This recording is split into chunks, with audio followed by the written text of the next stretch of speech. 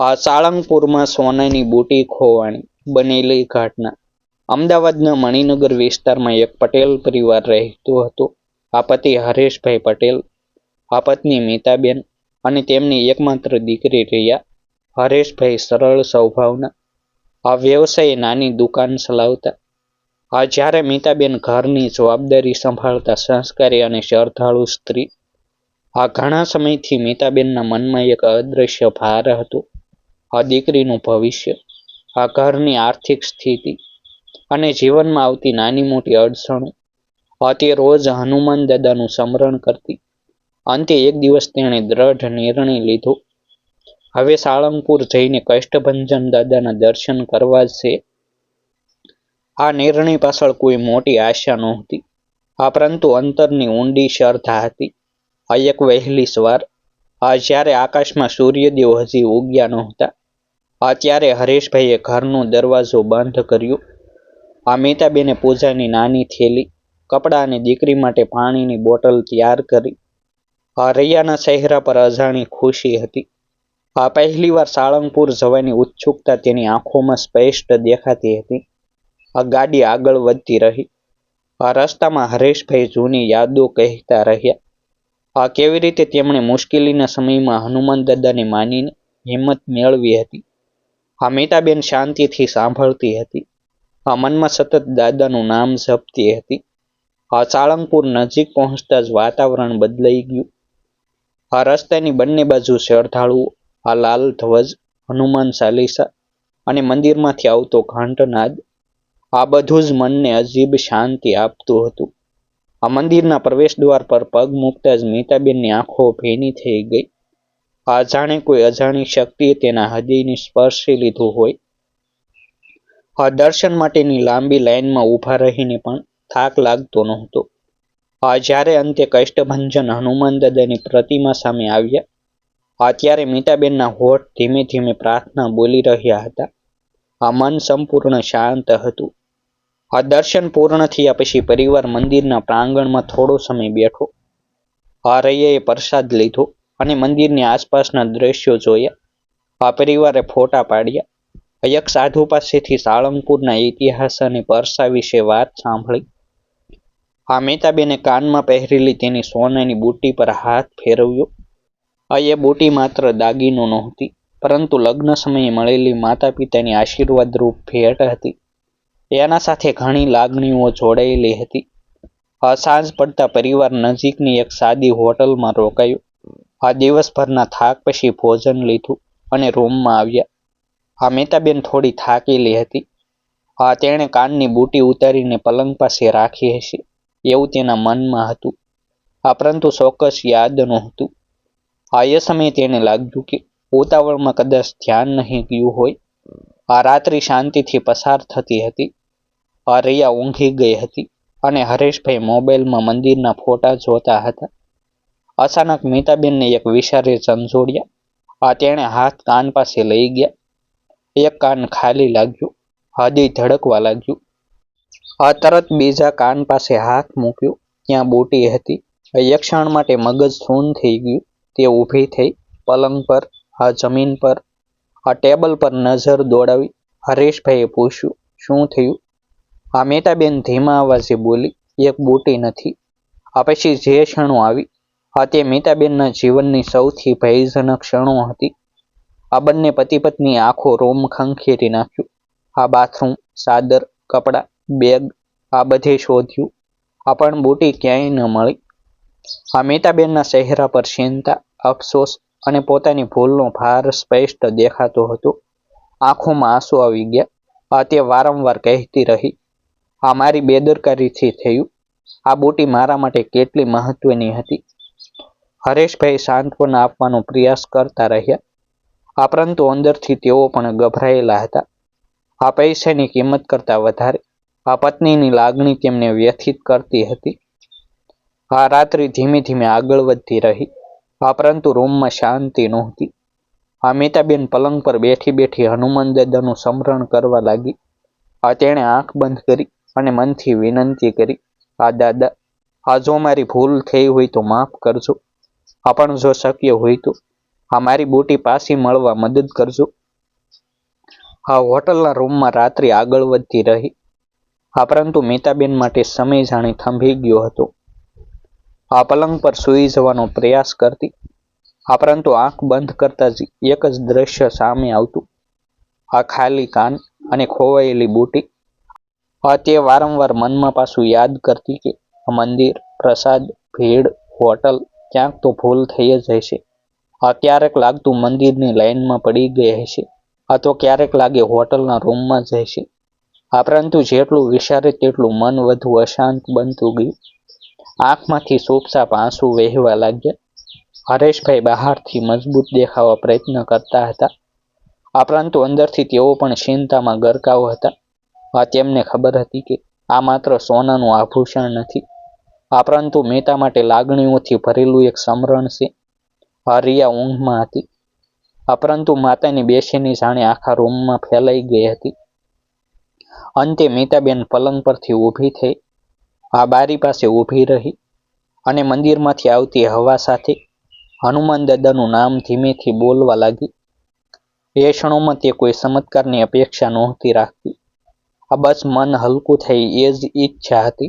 એ જ રાત્રે સાળંગપુર મંદિરથી થોડા અંતરે આવેલી એક જૂની વસાહતમાં એક ગરીબ માણસ સૂતો હતો. તેનું નામ મહેશ રાવળ. મહેશ રોજ મજૂરી કરીને ગુજરાન ચલાવતો.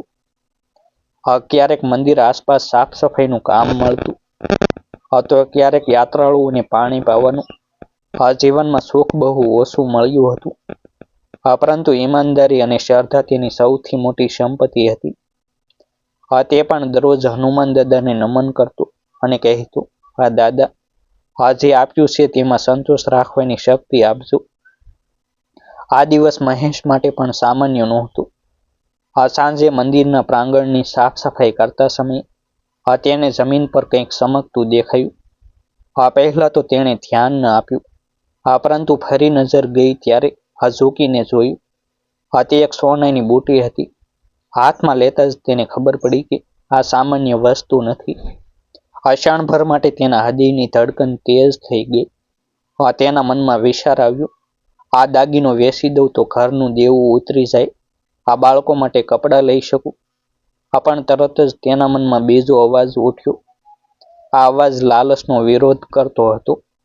તેને યાદ આવ્યું કે આ કોઈ શ્રદ્ધાળુ સ્ત્રીની હશે, જે કદાચ આ સમયે રડી રહી હશે.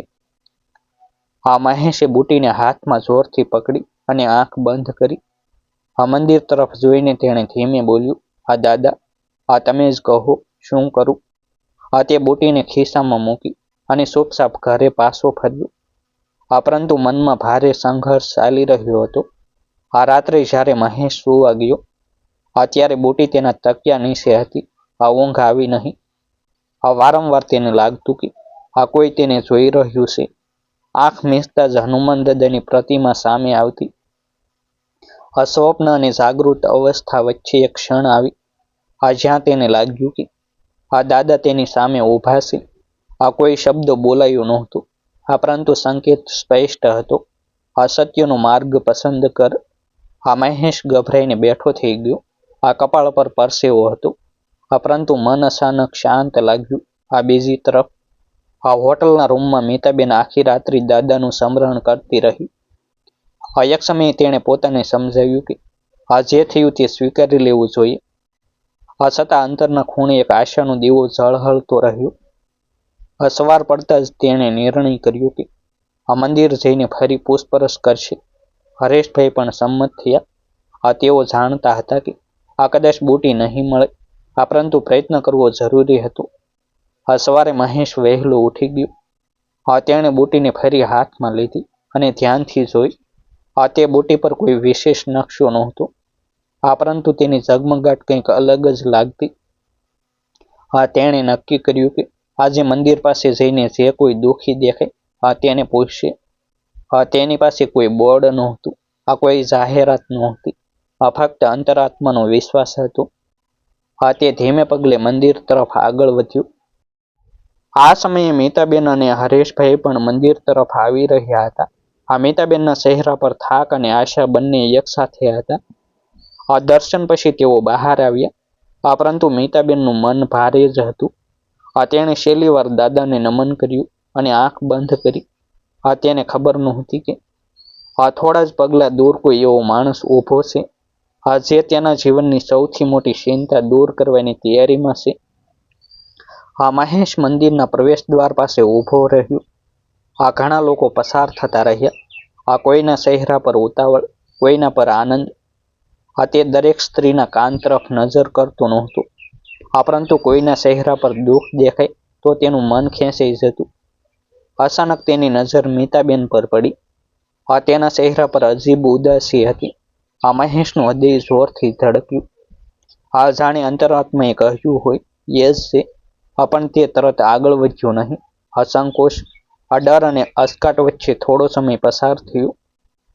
તે વિચારી રહ્યો હતો, જો તે સ્ત્રી ખોટી નીકળે તો. પરંતુ પછી તેણે હિંમત એકઠી કરી. ધીમે ધીમે આગળ વધ્યો.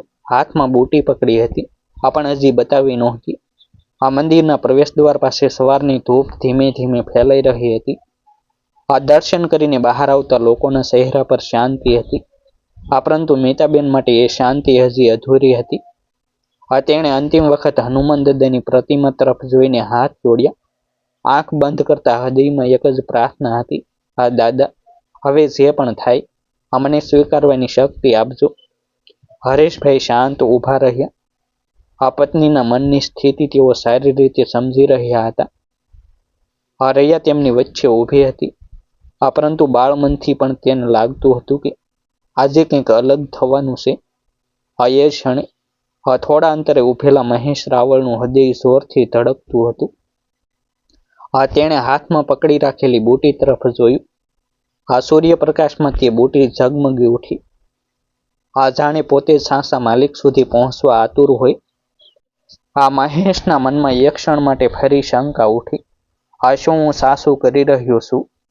પરંતુ તરત જ તેને રાત્રે મળેલો સંકેત યાદ આવ્યો.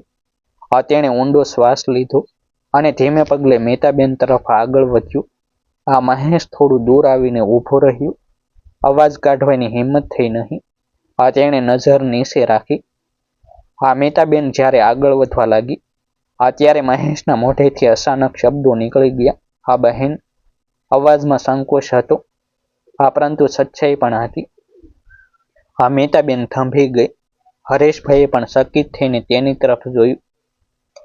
મહેશે ધીમે હાથ આગળ કર્યો.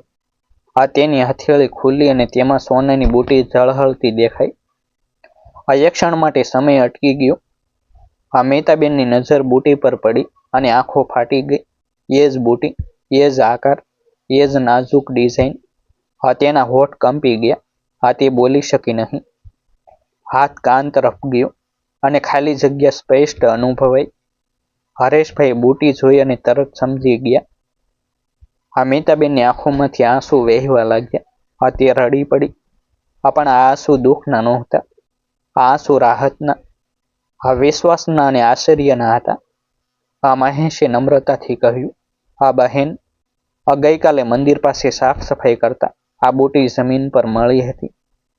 રાત્રે મન બહુ અશાંત રહ્યું. આજે નક્કી કર્યું કે જેની હશે તેને પાછી આપવી છે. તેની વાતમાં કોઈ ગર્વ નહોતો, કોઈ અપેક્ષા નહોતી. ફક્ત એક શાંત સચ્ચાઈ હતી. મીતાબેન બંને હાથ જોડીને તેને નમન કરવા લાગી.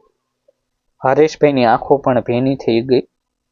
રૈયા અસંભાથી આ બધું જોઈ રહી હતી.